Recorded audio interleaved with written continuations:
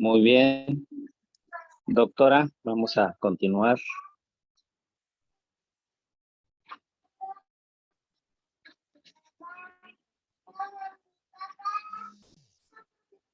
Doctor, buenas tardes. Buenas tardes.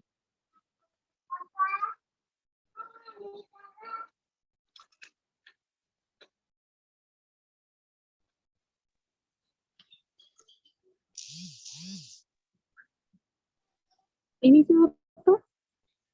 Sí, doctora, adelante. Ok, vamos a iniciar con la cicatrización excesiva.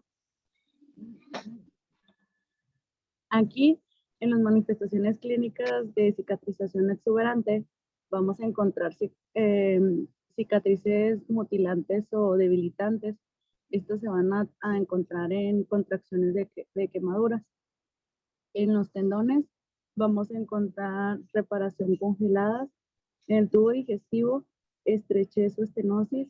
En los órganos sólidos, vamos a encontrar cirrosis, fibrosis pulmonar. Y en la cavidad peritoneal, enfermedad de Vidas. Vamos a hablar de la cicatrización hipertrófica y la caloide. Estas representan una abundancia excesiva de fibras en el proceso de cicatrización de la dermis. Las cicatrices hipertróficas se desarrollan por encima del nivel de la piel, pero permanecen dentro de los confines de la herida original y suelen transmitir con el tiempo. En cambio, las queloides, estas se forman arriba de la piel, pero se extienden más allá del borde de la herida original y rara vez remiten de manera espontánea. En ambas se presentan después de un traumatismo de la piel y pueden ser dolorosas a la palpación, pruriginosas o causar una sensación de ardor.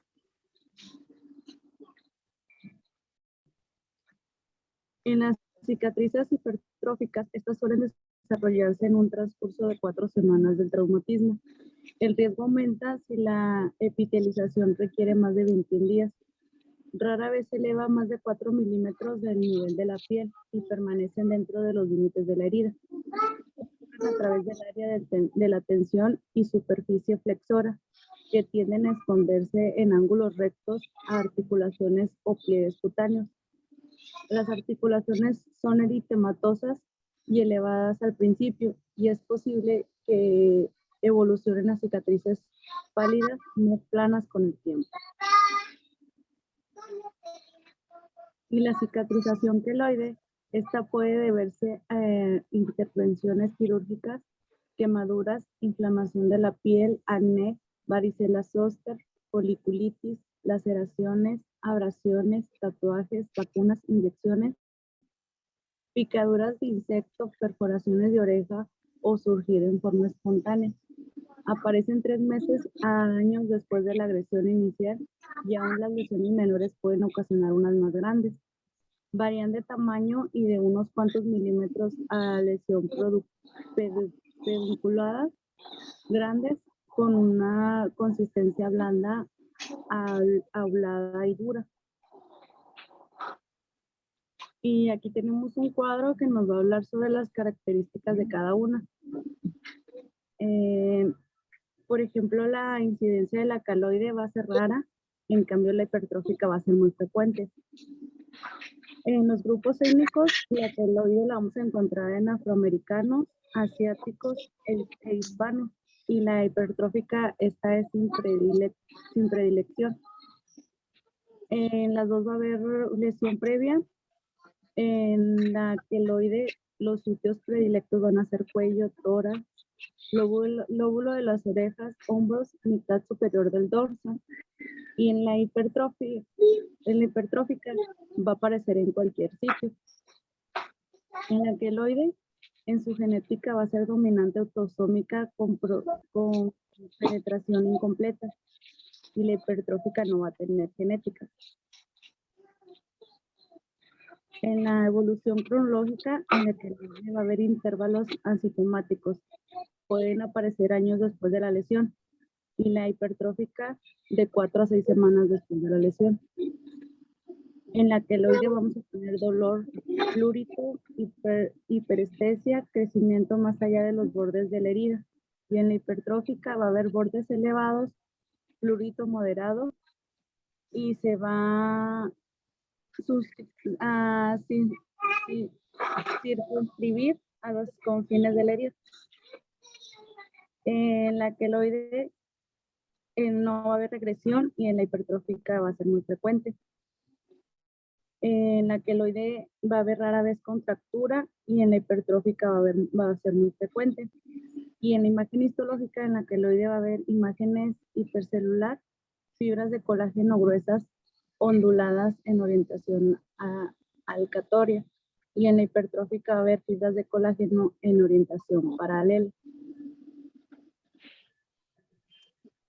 Y luego Bien, vamos con la doctora. cicatrización. Bien, doctora. Estos ejemplos de cicatrización anormal ya nos hablan muy bien de las diferencias entre un queloide y una cicatriz hipertrófica.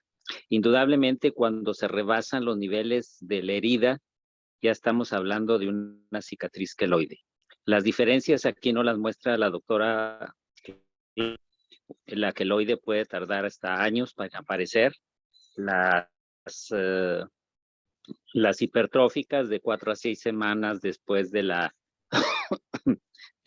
lesión. Y vemos aquí en las imágenes las diferencias previas entre una cicatrización normal, una cicatrización queloide y una cicatrización hipertrófica. Ahora, cuando se popularizó el uso de los piercing y las perforaciones en los lóbulos de la oreja, era frecuente ver las cicatrices queloides, que llegaban a ser grandes volúmenes o pelotas, y en la medida que el cirujano trataba de quitarlas, que fue la primera impresión que se empezó a dar, la queloide volvía a aparecer y volvía a aparecer en una forma mucho más importante. Sí, representó muchos retos para poder tratar este tipo de cicatrices queloides. Y la cicatriz hipertrófica, bueno, pues son cicatrices que a veces se pueden remodelar y con adecuados cuidados y tratamientos que ya veremos posteriormente, pues también pueden tratar de someterse a una cicatrización más normal. Recordemos que los tipos de cicatrización, pues ahorita nos están diciendo los anormales, como son el queloide, la hipertrófica, la cicatriz atrófica y la cicatrización normal. Entonces, estos procesos, pues sí podemos identificarlo de acuerdo a esas características de maduración de la cicatrización. Bien, doctora, adelante. Seguimos con la cicatrización peritoneal. Estas vamos a encontrar las adherencias peritoneales, que son bandas fibrosas de tejido que se forman entre órganos que en condiciones normales están separados entre órganos y la pared intestinal del cuerpo, o ambos. Casi todas las adherencias intraabdominales resultan de una lesión peritoneal, ya sea por procedimientos quirúrgicos anteriores o a causa de una infección intraabdominal. La adherencia intraabdominal son la causa más usual del 60 a 75% de la obstrucción del intestino delgado, en especial del ilio. Las operaciones de la parte inferior del abdomen tienen posibilidad más alta de causar obstrucción del intestino delgado. Las adherencias se forman cuando la superficie peritoneal se daña por una operación, una lesión térmica o isquémica, inflamación o reacción del cuerpo extraño. La lesión altera la capa protectora de las células mesoteliales que recubren la cavidad peritoneal y el tejido conjuntivo subyacente. La lesión desencadena una respuesta inflamatoria que consiste en hiperemia, exudación de líquido, liberación y activación de leucocitos y plaquetas en la cavidad peritoneal, activación de citocinas inflamatorias e inicio de la cascada de coagulación y de complemento.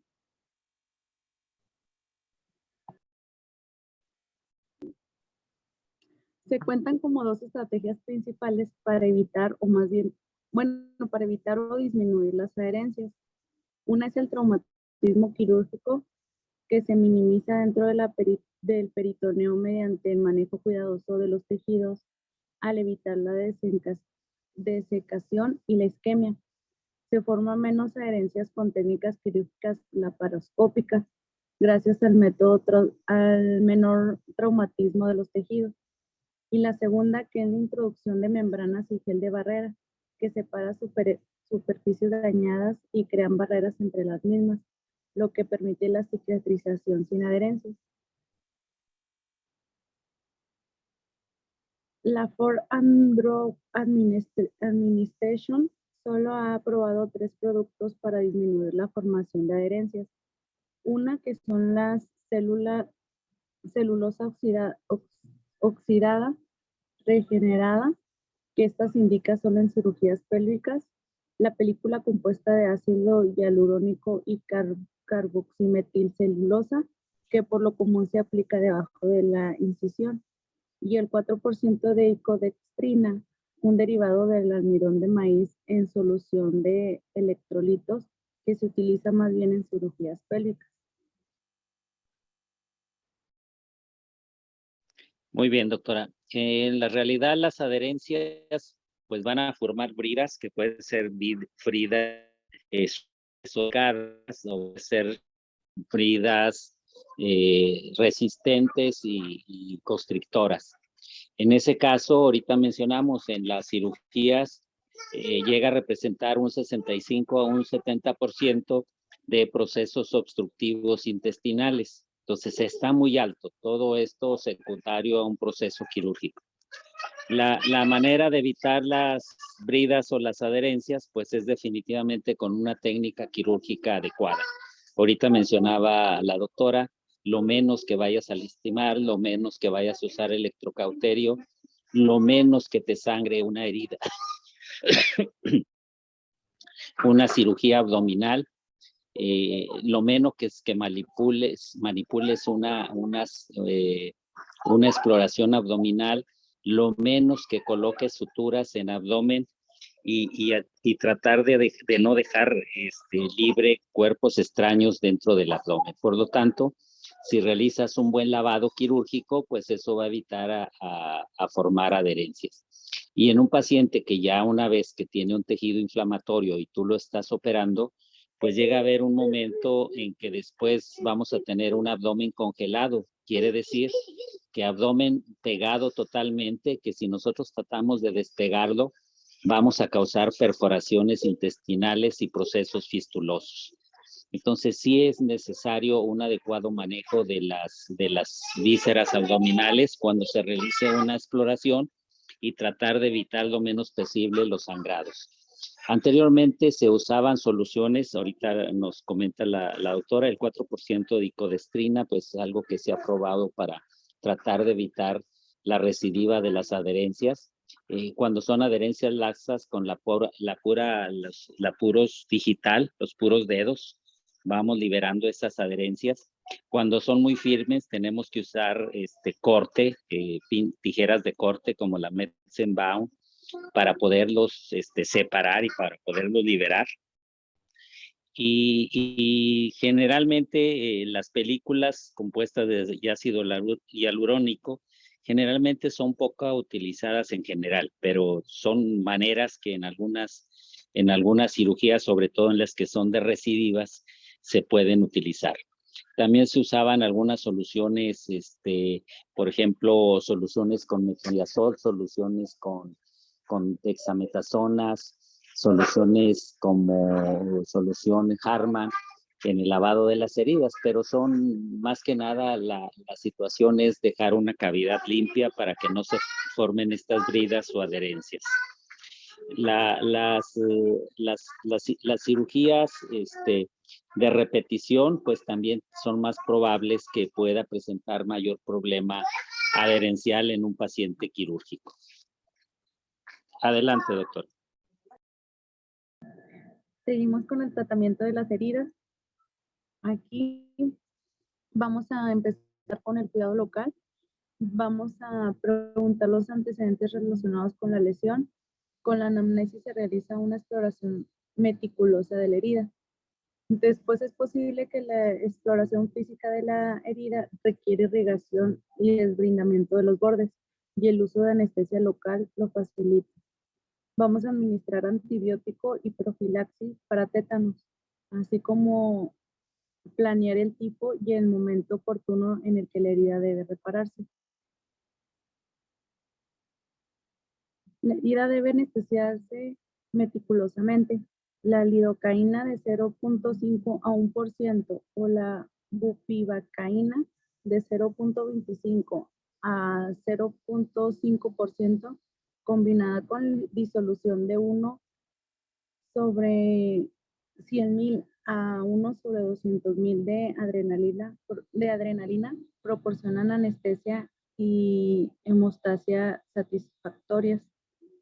No se debe utilizar adrenalina en heridas de los dedos de las manos o de los pies, las orejas, la nariz o el pene por el riesgo de necrosis tisular secundaria a vasoespasmos de las arteriolas terminales en estas estructuras.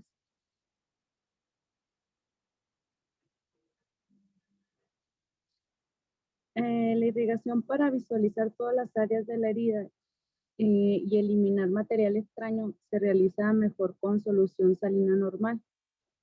El área que circunda la herida se prepara con yodopovidona, clorexidina o una solución bacteriostática similar y se cubre con compresas estériles.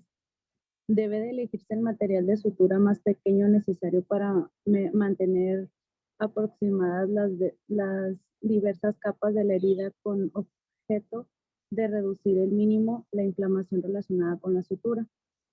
El área de pérdida importante del tejido quizás sea necesario girar colágenos musculocutáneos adyacentes para obtener superficie de masa del tejido para que se pueda cerrar.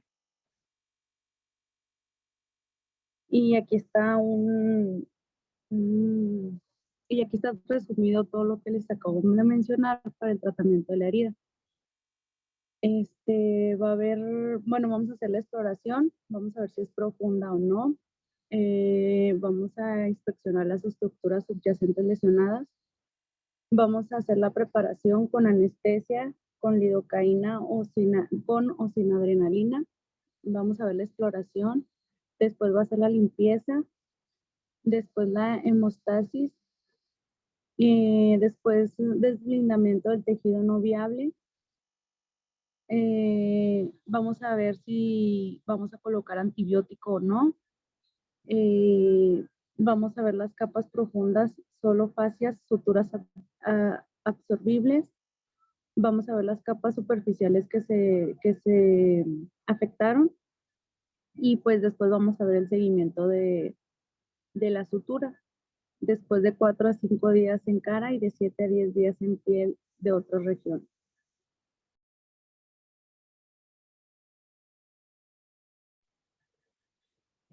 Después vamos a ver los antibióticos, que estos se van a utilizar en infecciones de la herida.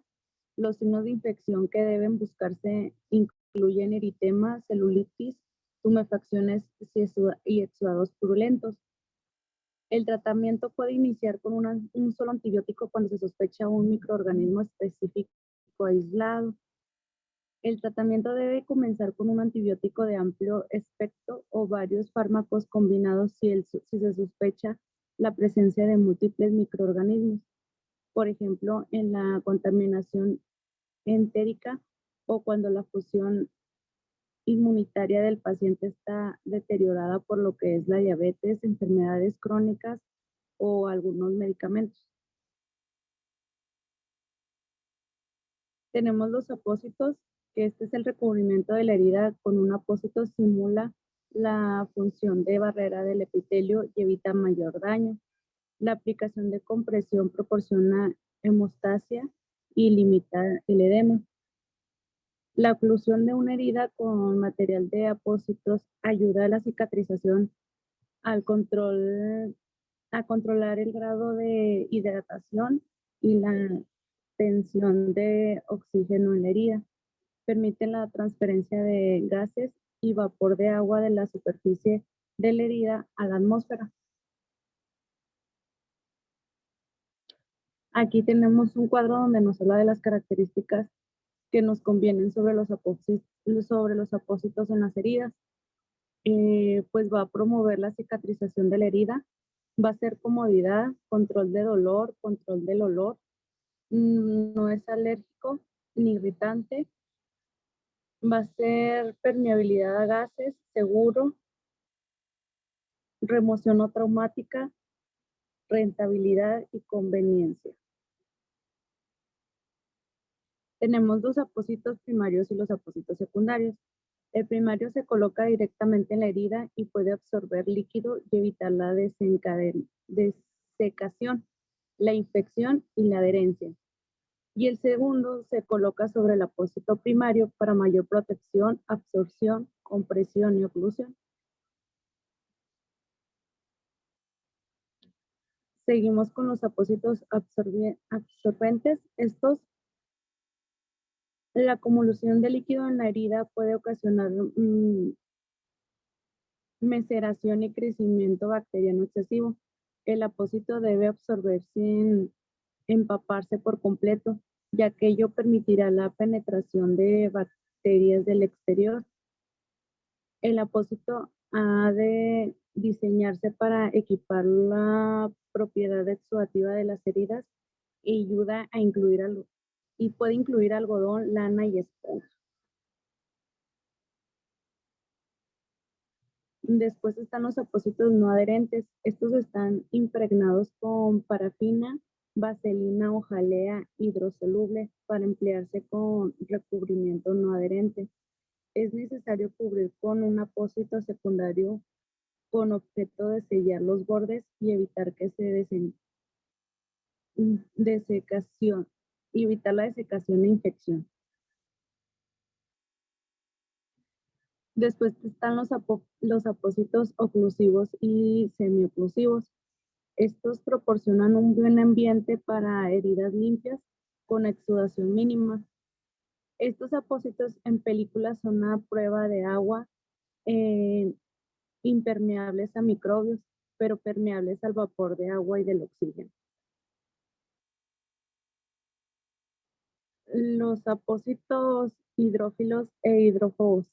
Estos son componentes de un apósito compuesto por el apósito hidrófilo, que este contribuye a la absorción, y el apósito hidrófobo es a prueba de agua e impide la absorción.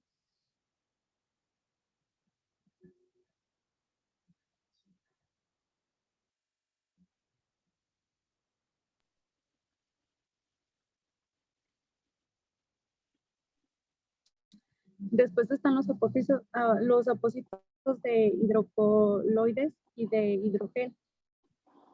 Estos intentan cambiar los beneficios de la oclusión y la absorción. Forman estructuras complejas con agua y la absorción del líquido ocurre con una tumefacción de las partículas, lo que es útil en la eliminación atraumática del apósito. La absorción de exudados por un apósito hidrocoloide deja una masa gelatinosa parda amarillenta que luego se va a quitar la podemos eliminar con agua. El hidrogel es un polímero de enlace cruzado con un contenido de alta agua. Esta sustancia permite un índice alto de vaporización sin alterar la hidratación de la herida, lo que determina que sean útiles en el tratamiento de quemaduras. Alginatos. Estos se derivan de algas pardas y contienen cadenas largas de polisacáridos que incluyen ácido manurónico y glucurónico. Las proporciones de estos azúcares varían con la especie de algas que se usan y también con la estación en la que se recolectan. El gel de polímeros se hincha y absorbe una gran cantidad de líquido. Los alginatos se emplean cuando hay pérdida de tejido en heridas quirúrgicas abiertas, con exudación mediana y en heridas crónicas de espesor total.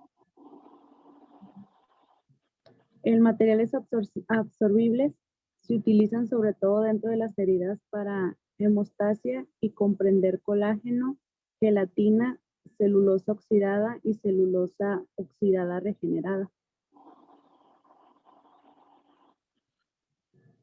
Después tenemos los apósitos con medicamentos. Estos se suministran en los apósitos e incluyen peróxido de benzoilo, óxido de zinc, neomicina y vaxitocina zinc. Estos fármacos incrementan el 28% de epitelización. El tipo de apósito a utilizar depende de la cantidad que drene la herida. Una herida sin drenaje puede recubrirse con un apósito semioclusivo.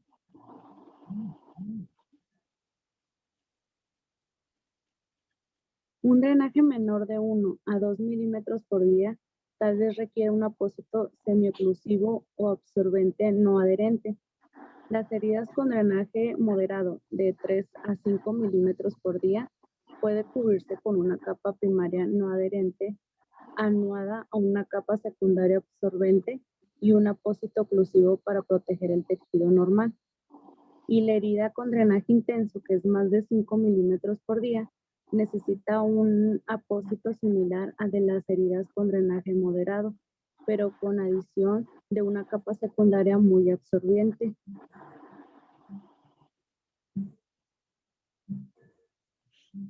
Tenemos los depósitos mecánicos.